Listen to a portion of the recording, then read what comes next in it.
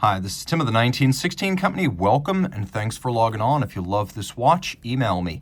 I am still Team Mosso at thewatchbox.com. It is still in the description below. Your purchase and pricing email question line for buying this or any watch you see on any of our platforms. Please reach out to me directly. I am Team Mosso at thewatchbox.com for pricing. Now, in 2017, Bulgari launched the Octo Finissimo Automatique, and it won that year's GPHG Men's Watch Prize. Now, the following year, it launched a new material, stainless steel. The original had been titanium. So this is the Octo Finissimo Automatique stainless steel.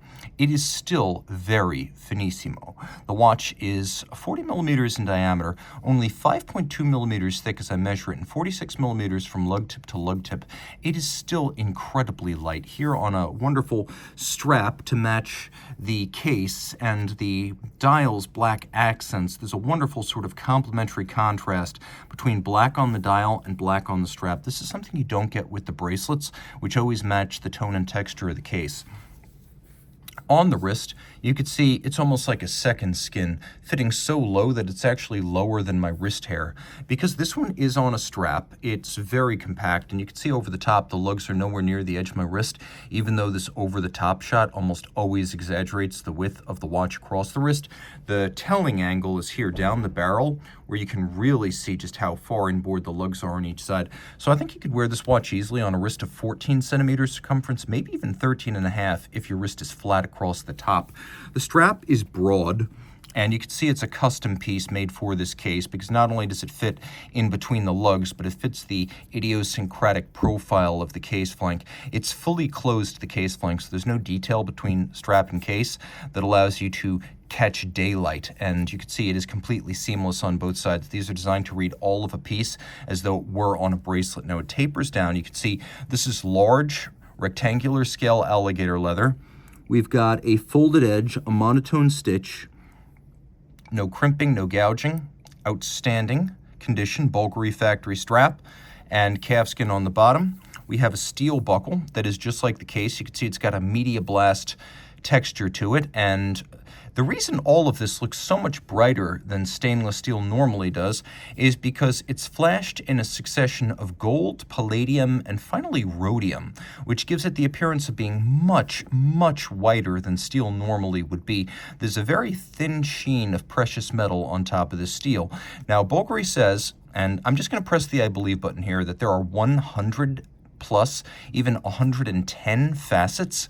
I don't know if this is like the myth of the Iron Throne and its thousands of swords. I haven't counted, but I can tell you there are many facets. The Media Blast does something that I appreciate, which is it takes the edge off what would normally be the blinding gleam of palladium, rhodium, and gold. And you can see that there's a contrast between angular profiles, corners, and sharp creases, and then gentle curves. And you can see most notably the crystal and the outer bezel are circular.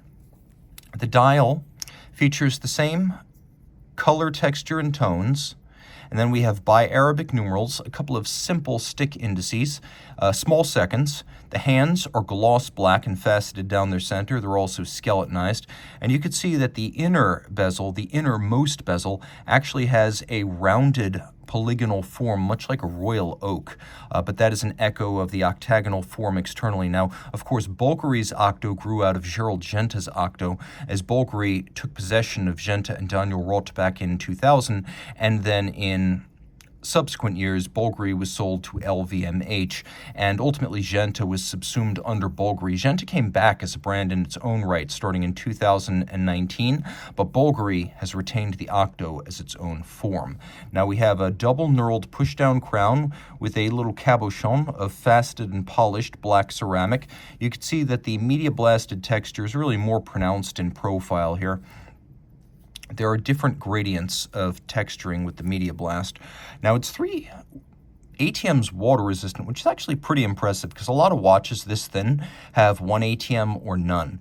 And it's a conventional construction, meaning they don't have to do anything wild like co-molding the case back with the base plate. As a result, we have a display case back that allows us to see the movement. BVL 138, made in-house, ultra thin. The movement is properly sized for the case at 36.6 millimeters in diameter, but only 2.23 millimeters thick, so it does slide underneath the sapphire. It's a big movement with lovely Côte de Genève, handsomely laid, at least partially hand-finished bevels that are nicely rounded and mirrored, and actually quite a bit better than what Audemars Piguet is doing, and about on par with what you'll get from Journe. We have a solarized platinum micro rotor, which gives you the convenience of automatic winding, but the thin profile of a manual, and it avoids blocking your view of the case back the way a conventional center rotor can. Now, with the combination of platinum and ceramic bearings, winding is going to be very, very efficient.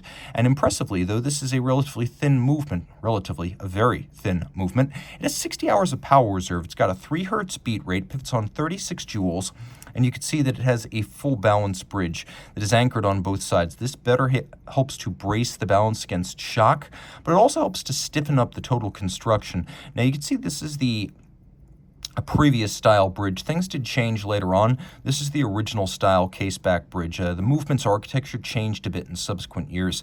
There's engine turning on the base plate, black polishing on the screw heads, satination on the wheels, and again, the bevels on this early example, very, very, very nicely executed. There's a lot to love right here. If you love this watch, reach out to me. I am Team Mosso at thewatchbox.com for all of your purchase and pricing questions.